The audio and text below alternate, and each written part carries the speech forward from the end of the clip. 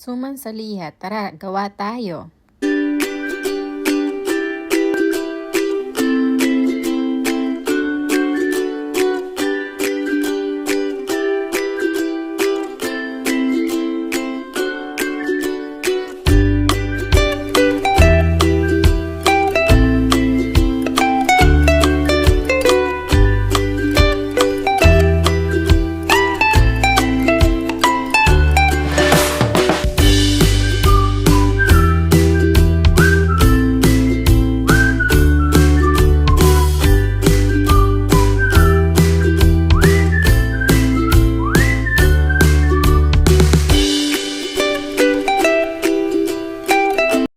Tikman na natin ang suman sa lihiya. Lagyan natin ng niyog at pulang asukal. Yan, mainit-init pa, kaluluto lang.